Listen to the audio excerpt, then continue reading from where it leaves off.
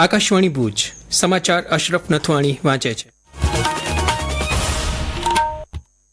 નમસ્કાર. પ્રધાનમંત્રી નરેન્દ્ર મોદીએ મહિલાઓના જીવન ધોરણમાં સુધારો લાવવા સરકારની મહત્વની યોજનાઓને ટાંકીને આજે ભારપૂર્વક જણાવ્યું કે તેમની સરકાર મહિલા સશક્તિકરણ માટે સમર્પિત છે. આજે આંતરરાષ્ટ્રીય મહિલા દિવસ પ્રસંગે નવસારી જિલ્લાના વાંસી બોરસીમાં આયોજિત લખપતિ દીદી સંમેલનમાં પ્રધાનમંત્રીએ જણાવ્યું કે મહિલાઓનું સન્માન વિકાસની પહેલી સીડી છે. તેમણે જણાવ્યું કે તેમની સરકાર મહિલા સન્માનને પ્રાથમિકતા આપી રહી છે. પ્રધાનમંત્રીએ જણાવ્યું કે સરકારે દેશભરમાં હજારો શૌચાલયોનું નિર્માણ કર્યું છે, જેનાથી મહિલાઓની ગરિમા જળવાઈ છે.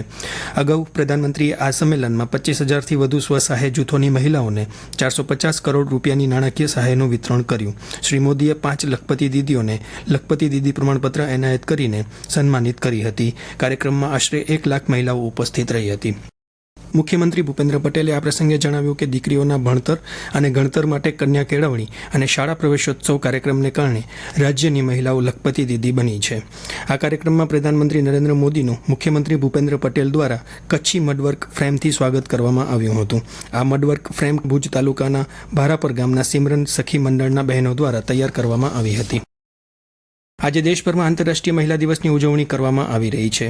દરેક મહિલાઓ અને બાળકીઓ માટે અધિકાર, સમાનતા અને સશક્તિકરણની વિષયવસ્તુ સાથે રાજ્યમાં અને કચ્છમાં કાર્યક્રમોનું આયોજન કરવામાં આવ્યું હતું.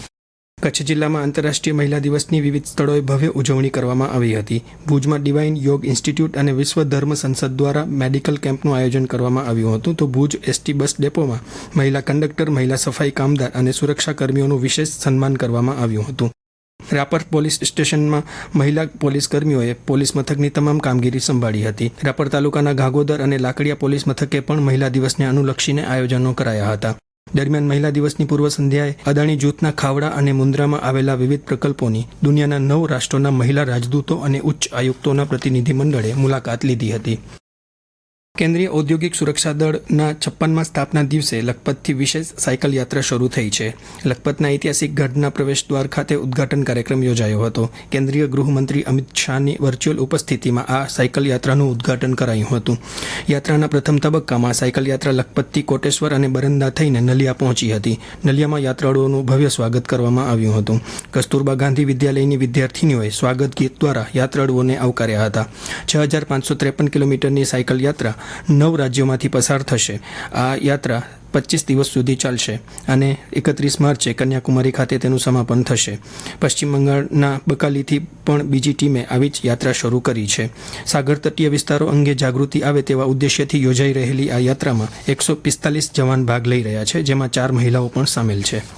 યુવા સાહિત્યકાર વિષ્ણુ ગોર વિશ્વાસ દ્વારા લખાયેલ કચ્છી વાર્તા સંગ્રહ છાભાસનું આવતીકાલે ભુજ ખાતે વિમોચન કરવામાં આવશે.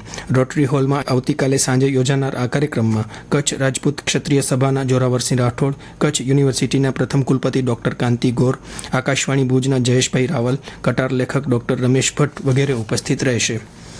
કચ્છ યુનિવર્સિટીના સમાજકાર્ય વિભાગના ભૂતપૂર્વ વિદ્યાર્થીઓના અલ્યુમનાઈ એસોસિએશન દ્વારા 6ઠ્ઠા વાર્ષિક સંમેલનનું આજે અને આવતીકાલે આયોજન કરવામાં આવ્યું છે, જેમાં વિભિન્ન ક્ષેત્રોમાં સફળતા પ્રાપ્ત કરેલ ભૂતપૂર્વ વિદ્યાર્થીગણ એકત્ર થઈ પોતાના અનુભવ વહેંચશે. આવતીકાલે યોજાનાર સત્રમાં વિવિધ પ્રેરણાદાયી પ્રવચનો તથા એલ્યુમનાઈ એસોસિએશન દ્વારા કરવામાં આવેલ કામગીરીનું સરવૈયું રજૂ કરવામાં આવશે તથા ભાવિ આયોજનની રૂપરેખા તૈયાર કરવામાં આવશે. આ ઉપરાંત સમાજ કાર્યમાં વિશેષ પ્રદાન કરનારાઓનું સન્માન કરાશે. આ સાથે સમાચાર બુલેટિન પૂરું થયું. નમસ્કાર.